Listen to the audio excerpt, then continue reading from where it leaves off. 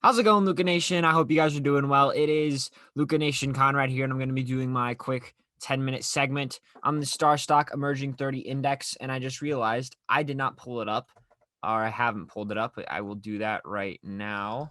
There we go. Actually, this is a good opportunity to show you guys how you can get to the StarStock Emerging 30 Index yourself. So you type in starstock.com like I did here, scroll down just a little bit, and you'll find NBA Emerging 30. Click View the Index, and there you go. You're going to be on it whenever it loads. My internet sucks because, my internet just sucks, right? So anyway, let's just get into this week's dissection, and we're going to start off with Darius Bazley.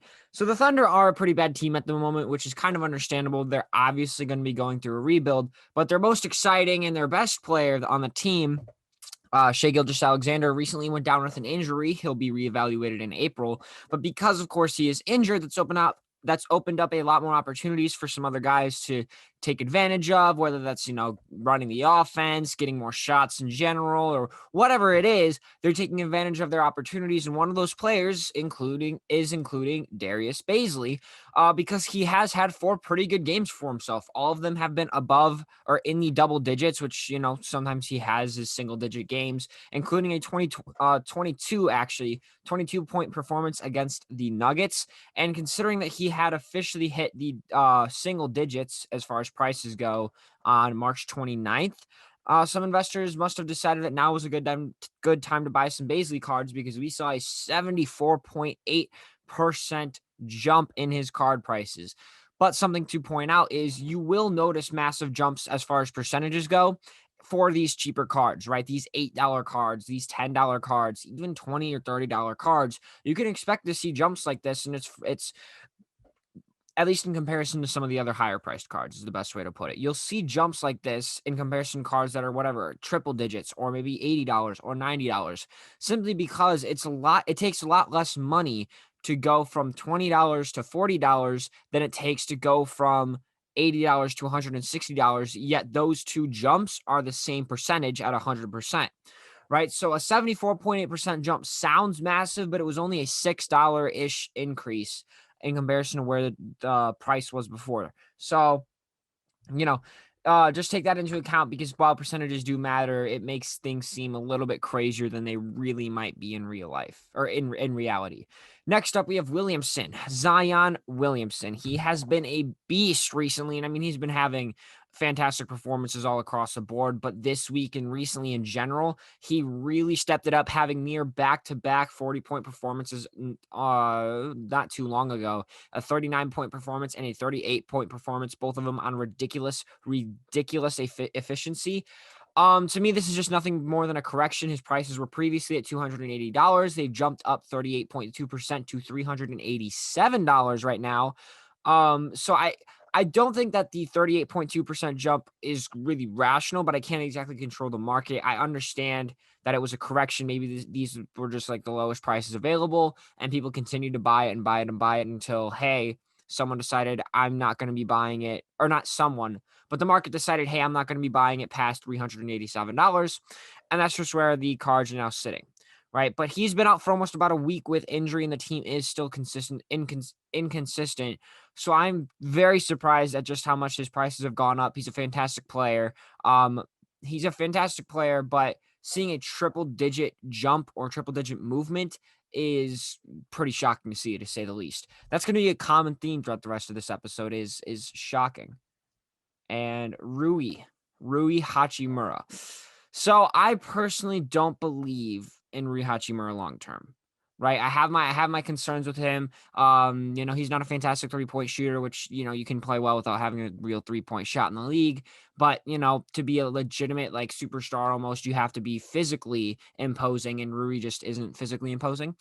He's a horrible defender, can't really play make, struggles with ball handling. He's just a super raw prospect, and I don't think he's going to develop well, especially in a place like Washington, right? But I am surprised that not only did he go down, but he went down by over 20%, which to me is actually pretty surprising. Like I said, it would be a common theme for today. So he's played well the past couple of games, and the Wizards seem to be doing a little bit better as a whole. It's not like they were any amazing team before, but they're doing a little bit better recently. So hopefully they can keep it up. But regardless, he's not in any conversations in the card community anymore, like whatsoever. And even with a 30-point performances just a couple days ago, there's no one talking about it. I had one conversation with someone that brought it up, and I didn't even know that he had dropped 30 until it was brought up to me, right? So, seems like he's kind of slipping under the radar. To me, he's just being outshined in Washington. Washington is never in the news. Westbrook and Beal are the stars of the team, not Rui Hachimura, and it's not like they're looking towards a rebuild at the moment. So his potential is not quite as hyped up as it used to be. That's just the thing. If you got a guy like Shai Gilgeous-Alexander surrounded by a bunch of young pieces, then people are still going to be excited about him, even if the team isn't very good or very notable, because everyone there is young. So people understand, hey, they're rebuilding. Like, we're not expecting them to win a ton of games. But when you have Bradley Beal and Russell Westbrook, people are kind of expecting you to be borderline playoff competitive, and the Wizards are just not that. So I just think that it's a bad mix of issues, things, problems. I'm not completely sure what the right word is, but just a lot of issues for Rui Hachimura as a whole. Next up, overreaction on Kobe White, and this is going to be the last one today. Once again, another surprise in my opinion. He's been dipping down recently. He's had an up and down career so far in the NBA, and we are seeing part of that down, quote unquote, down section of his career. But he recently got benched, and prices have plummeted since that happened. And I understand why prices are plummeting, right? He's no longer a starter. He's never going to make it in the league. He's going to suck, blah, blah, blah, blah, blah, whatever the narrative could be around it. But in reality, I think he honestly perfectly fits that role. But I'm just surprised at how low prices are getting, because he's still only getting, I think it's like 5 less minutes a game, and even that may be too much. So it's not like he's getting only 10 minutes a game. He's reduced to a borderline, not even playing sort of player. He's barely in the rotation. He's a sixth man, and he's a very good sixth man, in fact, as far as his play style goes, because you could have a sixth man that comes off the bench and runs your offense for you. But they had that in Tomas Satoransky. Now they're starting him, obviously. But you could also have a good sixth man that comes off the bench as a spark plug to get your offense going, and Kobe White can do that. The issue is he's a bit consistent, so you can't count on him to always bring that fire off of the bench. But when he does, and it happens enough, especially for a team this young, or not young, but especially for the team like the Bulls, that's okay, at least for now. Hopefully he can kind of work on that, be more of a consistent player. I'm not sure if it will actually happen, but overall, I'm just surprised that we saw it dip 31.8% when it was already only at $22 for his prison-based rookie card. But once again, I can't control the market. So obviously the narrative for today was shocking. Zion Williamson, I'm surprised he went up as much as he did. And then Rui Hachimura and Kobe White, I'm just kind of surprised that they went down as much as they did. One thing to note is it's one of the first few weeks in a while since I believe it was, March 8th. First week in a while that we've seen in the green going up by 1.9%, which isn't much, but it's still a good sign for right now. Lots of guys in the green, at least in comparison to last week. Still a good amount of guys in the red, but nowhere near as bad as it was last week, right? Which is always great to see. We're seeing some of these guys, the higher priced guys especially, are staying stagnant. And the guys that aren't really super high priced are Bam and Markelle Fultz. I know Markelle's injured, so his prices aren't going to be moving all that much, but maybe there's room for Bam to move, whether it's up or down or to the side. I don't really know. So that's going to be all I have for you guys today. Thank you very much for listening, and get back to your regularly scheduled program with Cage and Andrew. See you next time. All right, ladies and gentlemen of the Luca Nation community. Hopefully I fixed my microphone. I know there's been some technical issues. My co-host decided to just completely be oblivious and let that go. So thank you for our loyal fans for letting us know. I hope it's fixed. If it's not, please let me know. I just don't listen to you. I don't listen. That's all our fans do. I mean, the Luca Nation listens to you, but I don't listen to you. So that's part of, I guess, my fault. I'll listen to you today. If you sound bad, I'll tell you. I'm glowing. Do you see how I'm glowing? This is post-workout glow. I like it. I haven't even showered. So this is going to be a great episode. Cage. Yo. Baseball's overtaken NBA. And I want to start off here. Vlad Guerrero Jr., man. I think he's going to be huge this year. I think he's going to put up monster numbers because from watching, the first few games, we're 5 games into the season, so you can't really judge. That team doesn't have a lot of great pitching, but that team has a really solid lineup. And Vlad G, he's putting up some numbers early on, and I didn't realize his PSA 10 card has gone 3x. Did you realize that? Yep. Yeah, Why we've been have talking about it you- for a while. The no number. We've talked about it a bunch of times. Vlad's been on fire. You've talked about it? Yeah, leading up to the season. It's actually, I mean, I don't want to take away your thunder or whatever the story is, but it's actually, if I had one card to short right now, we talk people about shorting, that's the card I would short. Because there's no way he can live up to the expectations that have been put on him coming into the season. Not to mention he plays a shit first base. Let me clarify. Let me clarify real quick. Mm-hmm. What I was watching was Vlad G start the year off hot, and then I went to go see his rookie card, and I was surprised at how expensive it was. Yes, so I'm not saying Vlad G is a buy. A buy, right. I'm just saying I can't believe it's gone from 80 to 200. I think one sold on StarStock for 240. So for whatever reason, this year's Kyler Murray in the lead up to the baseball season was Vlad Guerrero Jr. I mean, there were some videos that came out about him losing weight. We've definitely spoken about it, the no number card going up, and people have talked about. I had people text me, "Hey, should I sell this Vlad Guerrero?" 2 weeks before the season, I'm like, "Sell right now." And he started off good, so that's the risk you take. I don't think it's going to go up much more. I think in a week or two, when he cools off or just at least reverts to the norm, that card will lose some steam, just like most baseball cards will lose steam. But yeah, listen, we talked about him. If you remember, when I gave him as a play, it was, everyone loves Tatis. But coming into the year where they were the rookies, Guerrero was the top one. Guerrero was the guy that everybody was looking for. But he is a little overweight. It's sometimes very difficult to live up to the expectations that people are putting on you. Jason Dominguez could come into the league and be the next Mike Trout, and it won't matter. People are expecting him to be the next Mickey Mantle with the values that are on his cards. I mean, the kid's 12 years old. I think, his Bowman paper PSA 10s that I got back, they're selling for hundreds of dollars, definitely over 100. I know I have a couple on eBay that are over 100. Who was the last rookie? Like, we don't have to go Cunha, Soto. Let's go back a little bit further. And we'll get into the StarStock show. Who was the last can't-miss rookie, you mean? Who was the last can't-miss rookie that overperformed expectations? Was it Trout? No, because he wasn't a can't-miss rookie. So if you go back a couple of years, you don't know, but the last one who was like Dominguez type hype like that was Bryce Harper. Harper had huge Trout. He had like LeBron James type hype coming out, and when he won that MVP and had an MVP season, you're like, whoa, like this guy could be. And here's a little funny little nugget about Bryce Harper. Right, one of the things I like to look at with stuff, and I learned this. I don't call it the hard way, but I learned it when I started investing in Devontae. Right, and you were one of the people who was like, "Oh, Devontae Graham, he's like 47 years old." Joe Louis 176 years old when they fought, right? So, you're right. I mean, Devontae played 4 years in college. He was older, and there are people in the league who are so much younger than him and have so much more upside because of that age, right? So Bryce Harper is playing in the league. He's got cards 09, 10. Got up in the league really, really early. Like Griffey did. Coming really, really early. People are like, "Oh, Bryce Harper, he's." I got people telling me Aaron Judge is the future of baseball. Bryce Harper's younger than him. That's crazy. I had no idea. Yeah, because he came up so early. He came up so young. And Bryce Harper, for me as like just a casual fan, he has like a Britney Spears type of baseball career. He was so hyped early on. Then, and I don't know why we do this as America, but we do this in sports. We love to build someone up, tear them down, and see if they can rebuild themselves. That's kind of what I feel like is what's happened with Bryce Harper's brand. So it feels like he's lived like 3 lifetimes, but I had no idea he's younger than Aaron Judge. Younger than Judge. 100%. It's kind of like, oh no, Judge is older than that. I mean, Judge was like 26 when he was a rookie. Basically, that's part of the equation. But you have to don't miss that in the equation. Everybody's hopping on Joe Burrow right now because he's great and he looks like the real deal. But I told people in one of our chat groups last night. I showed a statistic of it. People have given up on Sam Darnold.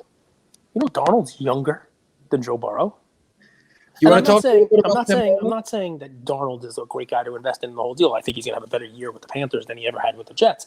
But it's one of those things that you can't forget about. That people are, he was young, he came out after 1 year. He's and he really hasn't a chance to play any real football. I'm not telling you to invest in him. I'm just saying that that's part of the equation, right? Kyler Murray, I think, is younger than Joe Burrow. So let's go this route. Let's have some fun. So we talked about Vladdy G shorting. Mm-hmm. Yep. Talk about Sam Darnold. Tons of cards being when there's a trade, for better or worse, there's volume with cards. Right? When there's a trade, there's at least attention and cards are moving, which is big because some marketplaces, cards don't move. You might pick the right guy, but if no one's trading him, you have no opportunity to get in and out. It's true. You think what do you think? Matt Rule is a great coach. Matt Rule is a good. I'll say he's a good coach. He's done a lot with that Carolina team. They've looked good. They've overperformed expectations. Now you have Darnold going there. My issue with Sam Darnold is this. You can make all the excuses about offensive line, a bad culture, not a lot of weapons. I don't think I've ever seen the guy put up 2 or 3 decent games in a row. I've never seen a more inconsistent player. But you're from the New York area, Are you investing in Sam Darnold? Is there potential money to be made? Was he oversold? What do you think? I'll actually be buying a little. I'll be buying into Darnold a little bit now, but selling in the preseason. I'll sell and lead up, and here's why. Right, there's a lot of good narrative around him. He's beat down to a point where the cards can't really go down much from where they are. Right, they're beaten down like crazy. I'm not talking about paying $1,000 for Kaboom. So if you happen to have a Kaboom PSA 10 and you want me to pay you $1,000 for that, I'm not paying that. So no, that's not what I'm talking about. You don't like Kaboom. You think they're goofy. I've talked about it's regular Prism rookie cards, you name it, the stuff that's liquid, you name it, right? So and why? Because there'll be some articles that come out in the preseason about how Sam Darnold has got great chemistry with the coach and a quarterback coach, and how when you pair him up with a running back like Christian McCaffrey, who is a safety valve, who can make you look good as a quarterback, who can be a dump-off pass catcher, and all of a sudden now Darnold looks like a legit NFL quarterback. And sometimes a change of scenery is huge, especially when that scenery is getting away from the Jets. Mm-hmm. So, and I'm not saying I'm holding him long term, but he's somebody that baseball's going to heat up, right? Baseball's going to heat up, and basketball playoffs are going to be there. No one's going to be looking at football. I'll try to scoop up a couple of Darnold Prism rookies. I actually had a Darnold Silver and sold it last year. One of the Silver PSA 10s, which are really rare in football. Crazy, right? Is this the right way to look at it? So if there was ever an opportunity for Darnold to do something in his career, he has the potential, he has the arm, it's now. Yes. When cards are beat down, what's the downside, right? So let's say he has a poor year, even worse than with the Jets. The card falls 30% more, 20% more. Well, so the downside now, though, is you could have a completely worthless card, because this might be his last chance. If he's a train wreck here, then what he's proven is that he's just a train wreck who does not deserve a chance in the NFL. So I'm not willing to take that risk with my cards. I'm willing to have a little bit of a run up with Sam Darnold. Like, I don't think that he's going to be the greatest quarterback ever. I don't think Carolina, becomes this great, long run in the playoff kind of team that you'd want to see. I think, though, that there will be enough press on him. This is what happens in the preseason. The teams talk up their people. It's all optimism, right? It's all first date. Nobody's farted in front of their significant other yet. The warts have not been exposed, right? Everybody's happy and everybody's singing all the great tunes, right? So it's one of those things where, as a collector, as a member of the hobby, you have to realize that's the cycle, man. You buy it while he's down. There will be a time when he's up from now, and sell. That's the deal. Forget about it. Don't even let him get on the field. Sell into the preseason hype. We've talked about this so many times, and he has a perfect example, right? So Robbie Anderson's great, and he, and look, that's an ex-Jet too. You make a little bit of chemistry there. So I'm gonna flip it to you, because I like to talk, but I'm gonna ask you a question. You tell me, hey, trades are a big deal, and we're talking about sell the preseason hype. Well, another thing that impacts value, and this is important for StarStock, because I know this guy was already high on the list, but I can't wait to see how many of his cards are transacted over the next week. But another reason you sell in the preseason hype is because you cut your risk and you are able to avoid the potential of injury. And injuries are something that impacts prices. You want to talk about Mr. Tatis for a second? Well, I mean, we just hopped on, our producer, Preston. He's a baseball guy, runs Baseball Authority, over 100,000 followers on that page. He says this is a recurring issue with Tatis, and he's frail. I use the word frail, he didn't, but, he's on the – oh, you did. He's on the slimmer side. But he said, in baseball, you see these injuries a lot because it's not a kind of a natural motion. And he's had this injury before. I mean, I was all out of my Tatis cards. So were you. I mean, you sold your Tatis in the preseason before the season even started. And were they higher than they are trading now? Yep. That's a crazy thing in the sports card hobby, isn't it? That before a player starts the season, their cards are higher than 5 days into the season. Yep. This is what happens. So what do you think? Yeah. Where are you on Tatis? If this was like NFL, I would say it could rattle the market. If this was NBA, I could say this rattles the market. I think in baseball, what's cool, this actually opens up the opportunity for other guys to step up, and now people are going to deploy their money into other players. Where am I on Tatis? I like the kid. I like the guy. I mean, I'm a believer in him long term. I think the reason he got that contract isn't necessarily because he is going to be the best player of all time. A lot of baseball is marketability, right? You get a contract based on how marketable you are, how likable you are, how many jerseys you sell. I think his marketability is not going to go away. Also, him being like the son of a former athlete, kind of like Steph Curry is, that's a big deal. People love that lineage. I guess, could you reframe the question or be more specific? What are you asking? Well, I'll tell you what I'm doing, and then you tell me whether you like it. That's the easier way to do it, right? So during the time that he's out, because he's going to miss some time, during the time that he's out, I will be monitoring StarStock A's of his Topps Chrome rookie card and his Topps Paper rookie card from 2019. I'll be buying them on any type of dips because I know that even if you're not a long-term holder on him, I know that as his return approaches, people will be looking to get back into his cards again. You know, and if he has an increased timetable, or if he comes back earlier than it is, or he comes back whenever, comes back before the playoffs, or, you know, whatever it is, that there'll be an opportunity for you to sell those cards for more than they are selling for now, right in the reaction to his injury. Maybe I'm overanalyzing, but this to me seems like an injury that could be nagging for the rest of the year. This could be an injury where you need to a full off season to kind of retrain, to bulk up, because you come back from a dislocated shoulder. I feel like whether mentally or in reality, and what's the difference really, how do you have trust, right? It doesn't feel stable. And it's something that could dog him for his whole career, man. It 100% could, but at least when you have an off season, you have time to prepare, right? What's interesting about baseball is we don't realize this. We call like they play every single day. There's no downtime. There's no time to regroup and like hit the gym and get back in shape because every day is a game. I don't know, man. I'm not buying it. But that's just me. I don't buy a ton of baseball anyway. I would love to see him succeed, so I'm going that angle.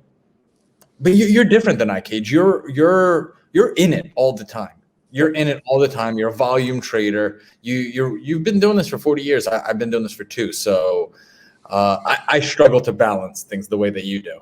I just know that, and guys, I'm not even going to tell you he's going to come back and be what he was before.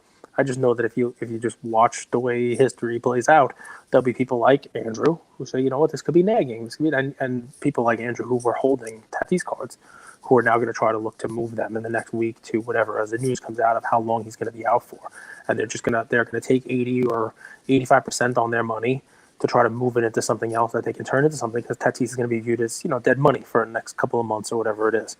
So I would be putting a portion of my investment money into those discounted Tatis, and I will sell them before he even sets foot back on the diamond, because you will start to see the news articles of Tatis close to return, Tatis hitting off a tee, Tatis doing baseball activities, Tatis will be back next week. And once that happens, you'll start to see the price go back up. Maybe it won't be fully where it is now, but it's definitely going to be more than, you know, the discounts that will come. And you can buy low and sell high, which, by the way, is, you know, what we all aspire to do. So, yeah, that's just one of those things that happens, you know, with injuries and whatnot, right?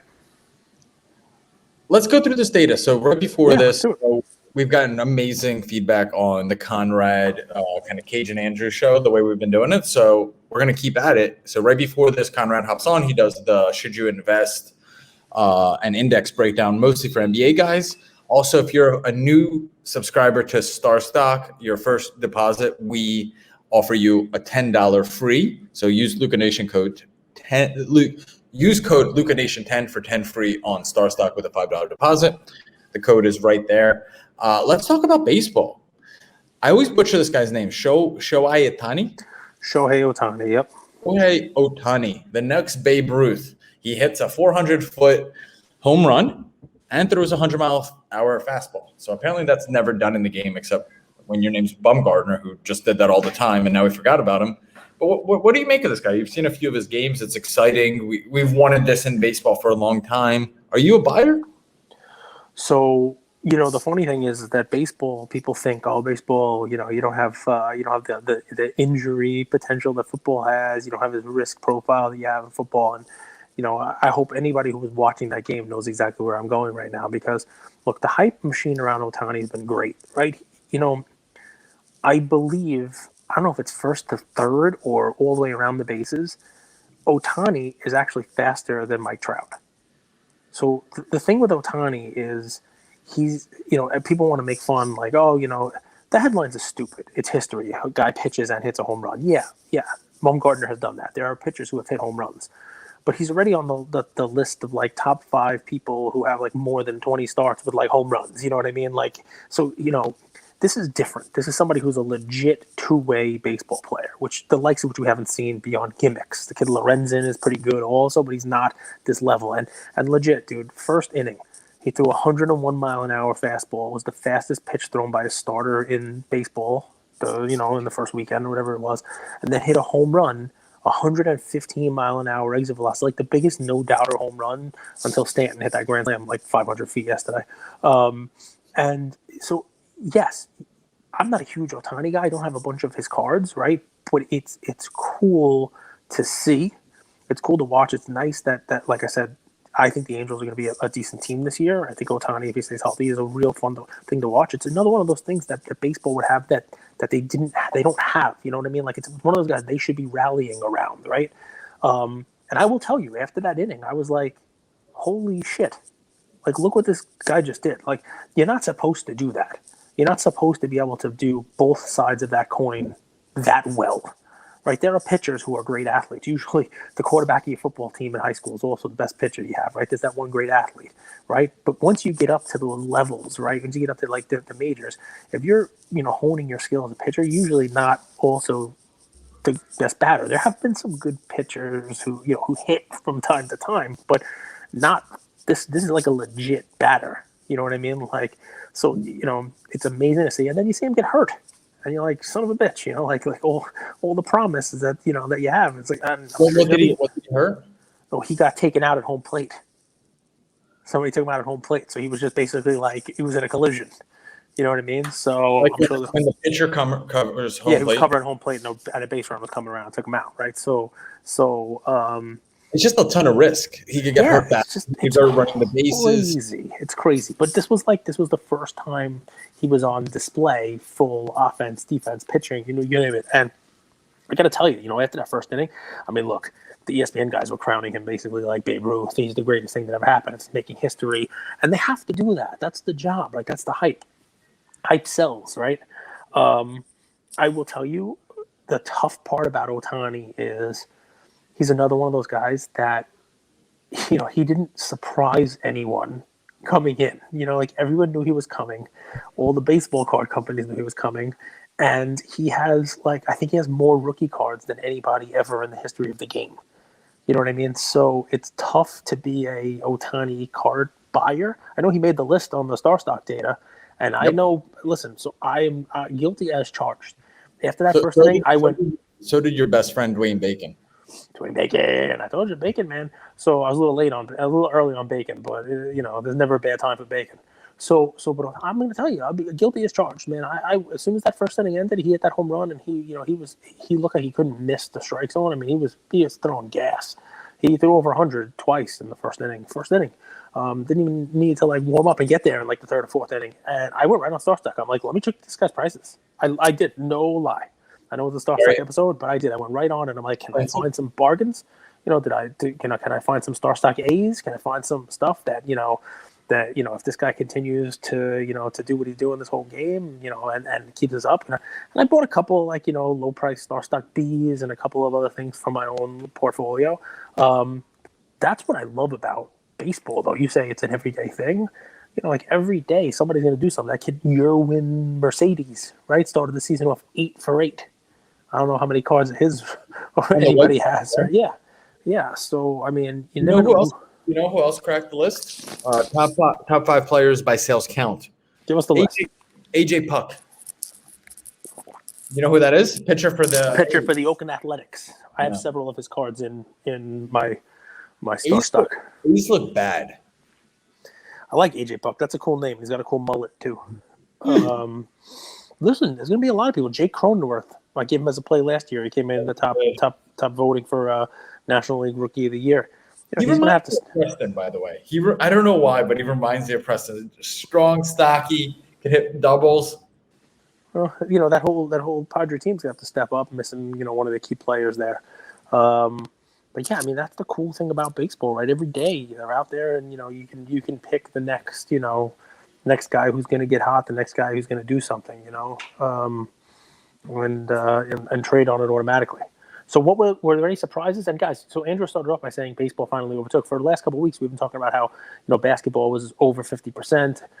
Basketball was the key. The cards that were coming into StarStock, were going to be transacted on StarStock were always basketball.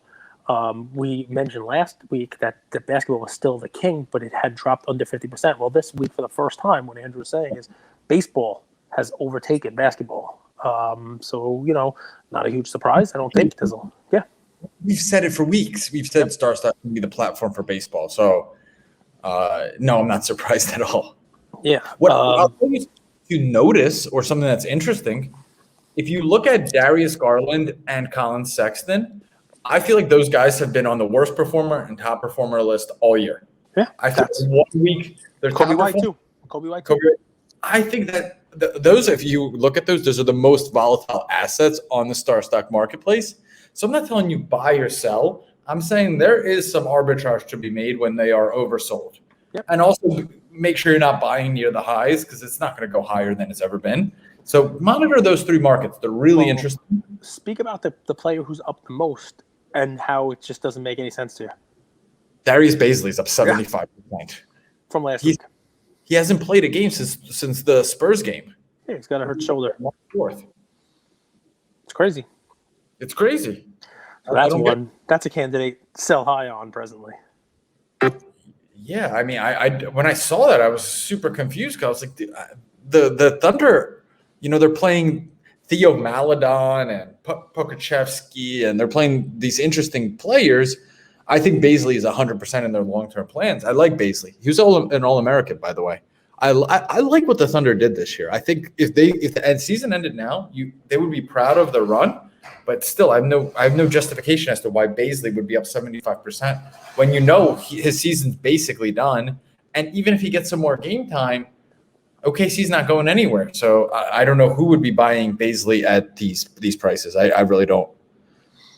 Yeah, well, I mean, I see, Kobe White significantly down, but I mean, the Bulls made a trade. They switched up the whole lineup. His role has been diminished even more, than it was previously. He's starting to look more like a six man. But sometimes those cards get beaten down too much. That's an opportunity, right? He's down 20-something, 30%. That card continues to slide. There's no reason why he doesn't come out there and have a 25, 30, 35-point game next week. And all of a sudden, everybody's buying the cards again, and you got them at a discount. Those are the fun little StarStock plays. So let me ask you something, right? So can we talk about the change in StarStock? Can we talk about, because I know I personally have started moving towards graded cards on StarStock. I have a Luka PSA 10. I have a Zion PSA 10. I've noticed more and more of those coming onto the platform, and they're adding some liquidity to it. Luka's selling for, I think I saw 1185, PSA 10. I saw, Zion selling for, high fives, low sixes, and more sales of those. I think with baseball, you're seeing guys like Bo Bichette and the Vlad Guerrero and stuff. There's just a lot more of them. People are sending more and more of them in. And I think that, as you get liquidity with those kind of cards, StarStock will potentially become a platform that's easier to trade those liquid graded cards, those slabs, because it's 5%, right? It's significantly less than anywhere else, and it's instant transfership, no, shipping, no running to the post office, no none of that stuff. So, what do you think, man? You doing the same? You're looking at it the same way? Say the last part again, because it cut out for a second. What I was saying was how I look at StarStock now, and we can talk about some recent changes they had there, but I'm not only buying StarStock Bs and looking for bargains on there, But, when I'm looking to add, slabs of liquid cards, and baseball is going to be huge too. Like, Kyle Lewis, when he comes back here, he's injured right now. Bo Bichette, Vlad Guerrero, who you talked about, Gavin Lux, who got a hit on opening day. He's actually with the club and stuff like that. These cards now, StarStock has a lot of them.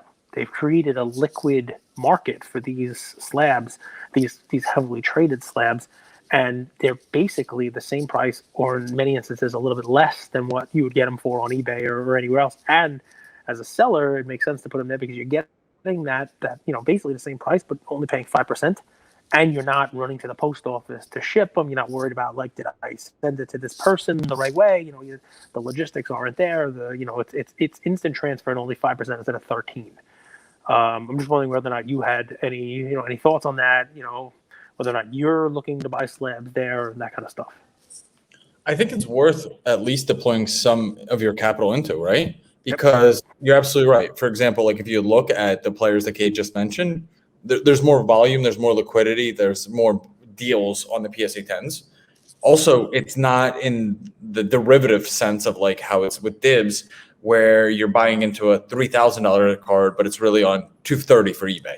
The prices are comparable. So not only are you making the day trading investment where, you could buy a Acuna card for $230 and maybe he has a good week or month and sell it for $300. You have that option and you're only paying 5% fees. But hey, let's say you just want to hold him for 2 years. You could keep him in your vault, or you could have that card sent back to you. So you have options. You're getting cards at a discount from eBay. You have the flexibility of the day trading. And as a seller, you're only paying 5%. I've heard some things from our community that they weren't super happy that there's 25-cent ingestion and all that stuff. And I get it. I mean, it makes sense because originally the platform was meant for raw cards, StarStock A and StarStock B. But a business needs to adapt and needs to understand and listen to their customers. And it seems like StarStock's excited for the slabs on the platform. So I think it would be foolish not to at least consider and monitor those markets. And I would think that if you're buying cards on eBay, buy a few of them on StarStock.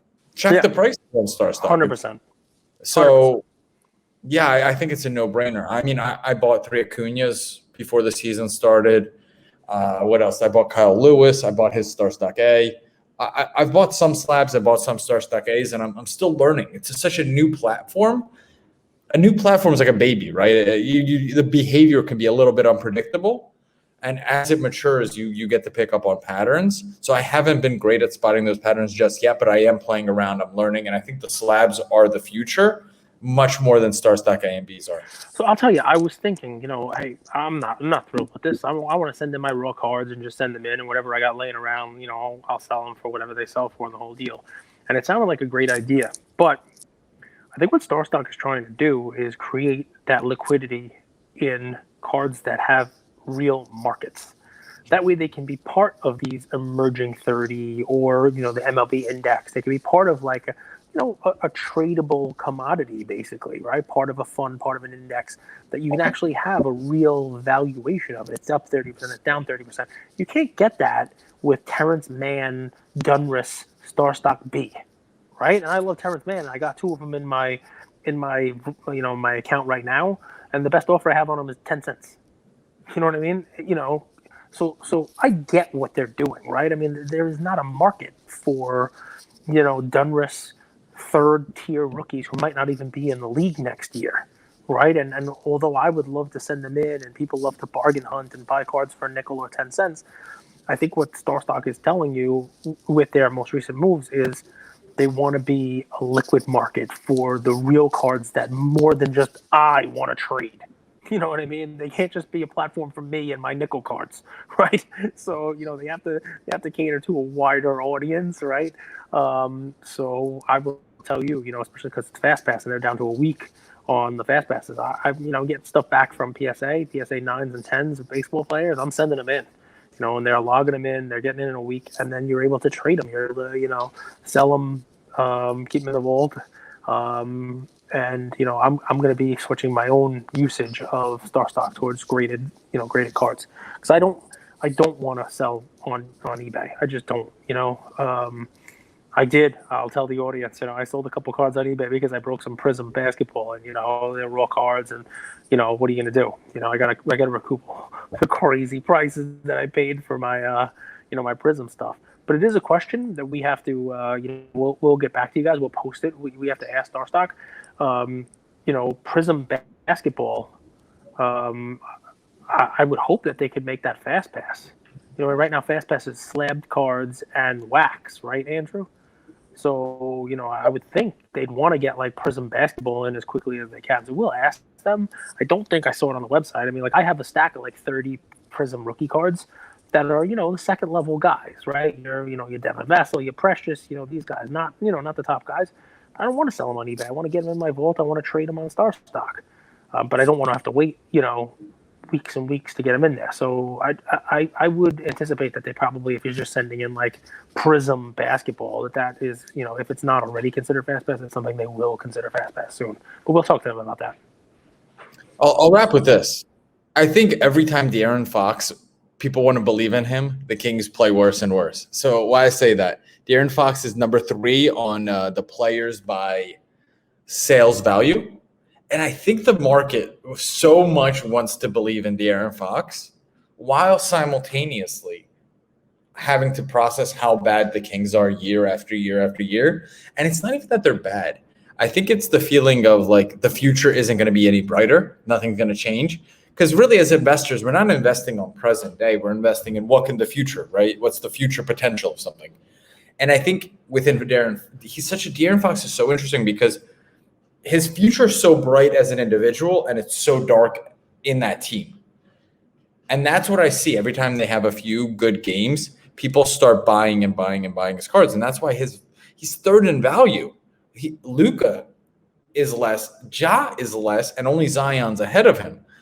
But at the same time, just like picking up on like the zeitgeist, the culture, what people talk about, I just feel like people want to believe in him, but they know that he's in Sacramento, and they just. It's a great point, and we definitely can end on that, guys. It's not just about the stats. The stats aren't. You don't look at the stats in a vacuum, right? So if you just look at what De'Aaron Fox is doing this season, it's amazing. It's exactly what we all thought. It's the kind of player we thought he was going to be, but he is in Sacramento, right? And he is on a team that is going to underperform, and markets matter, right? There's a reason why. People are paying as much as they are for Emmanuel Quickly Prism cards right now. It's because he's a Nick and not a King. So, and no offense to anyone listening in Sacramento, but this is just, the way that the market goes. So it's a great point. I'd be interested. How do they get to Sacramento? Like, how do they choose that market? That's probably by plane. You mean how the NBA got a franchise there? I thought you meant how the players get there. They fly there. It's a nice town, man, but it's just not. It's not a huge market, It's a town. Like Seattle is a city, and Seattle Supersonics is like a tradition. That's a historic franchise. Like that's a great place. Like it just. I miss the Sonics. Huh? I miss NBA Jam, playing NBA Jam video game with Sean Kemp and Gary Payton. That is legit right there. Like Oklahoma City. Sacramento, I mean, it's tough to invest in those markets. Those are towns, there's not cities. And you go to Seattle, there's a whole fan base there waiting for people. So, I mean, Sacramento's tough. I don't know the last time Sacramento was even relevant. We could cap it at that. I mean, I want Fox to do well. I want Halliburton to do well. I'm a big Buddy Hield fan, too. I remember him from his Oklahoma days. Love that guy. It's like a 30-year-old senior just dropping. Buddy Love. Just tough, man. It's tough. It's tough to win there. It's tough to get a fan base out there. So, hey, by the way, if you guys are, if you're looking the other way, Clint Frazier, guy started the season off on fire. That was one of those, sleeper picks. But, I looked on StarStock, say, tell guys go buy Clint Frazier. It's another guy. His cards are they've gone up just like Vlad. I mean, and sometimes you look at the price of these guys, and people have already baked in. Clint Frazier better be an all-star this year for what everybody's paying for him. So that's another part of the equation maybe we can leave him with. Just because somebody starts off hot doesn't mean you buy their cards at any price, because people have already run their prices up a little bit. So be careful with that. Can I handle one more thing? Yeah, of course. It's hard not to love Luka, man. It's hard not to love Luka. So the Mavs played the Jazz yesterday without Kristaps Porzingis, which, in my opinion, they're a better team without KP. But Dorian Finney-Smith and Josh Richardson are your two best players after KP. And they just beat the Utah Jazz team. They kind of smoked them yesterday. And, you look at Luka, and he's kind of a complainer. I will give you that. I'll give people that. He complains a lot to the refs. But, man, you got to give this kid – he has a lot of heart. So the Jazz blew them out twice this year. And the way he brought his energy on the defensive and offensive, controlled that game from start to finish. It was no question who was the best player on the court. And this is the best team in the NBA. The Jazz have been bottom line the best team in the NBA. And I'd argue they have the best 7, 8, 10-man roster, just not because of talent. They've been together for so long. Yep. Took it to them. Donovan Mitchell wasn't even on the same level. And, this isn't investing in Luka Card's advice. This is just the eye test of what I see. Man, that kid has grit. That kid got beat twice by the Jazz. They got blown out. And he said, not on my court, not on my turf, not even without my second best player. I'm going to bring a W home, and I'm going to get revenge. That was cool to see, man. Luka's got something. Too. All right. Well, listen, I mean, the flip side to that is, and you know how much I love Luka, it's, Trey was putting up crazy numbers last year too, and they put some players around him, and, all of a sudden, he's nothing. So I'd be curious to see what happens with Luka, when there's a healthy KP, when there's, if there's a team around him, it'd be interesting, right? Right now, he has to do everything. Yeah, this to me was more of an intangible thing, right? Like, a lot of guys don't care. They just play. Yep. But it was so obvious that was a revenge game for him. The whole game, he was on a different level. And this is against the best team in the league. Yep. And this isn't the first time he's done this. He did this against the Lakers, I think, last season or 2 seasons ago, where he blew them out. So, man, Dorian Finney-Smith and Josh Richardson are not very good players. And he gets those guys open looks. He's just special to watch, man. And he has all of it. He has the skills, he has the experience, he has the strength, but he also has that intangible factor, I think, that we love with MJ. That is like, you're not going to beat me on my court. Pretty cool, I think. Yeah. For are you buying his cards, though? Is everything already priced into his cards? Luka's cards are interesting. If you guys look at Luka Silver, this is a phenomenon that I think is fascinating. The market's gone up and down, and the market's been pretty volatile. That silver has been between 8,000 and 10,000 for like eternity. That it just doesn't break those two support and resistance lines. And if I would be buying Luka, I'd be buying some really rare shit of his. Not going to be cheap. No. Not going to be cheap.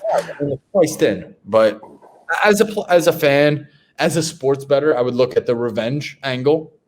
That's an interesting way to look at it. Like, anytime they've lost 2 games and then you're playing them again, he's going to be extra motivated. He's done that time and time again. So maybe that angle. All right. Listen, guys, thank you, Luka Nation. We'll talk to you soon.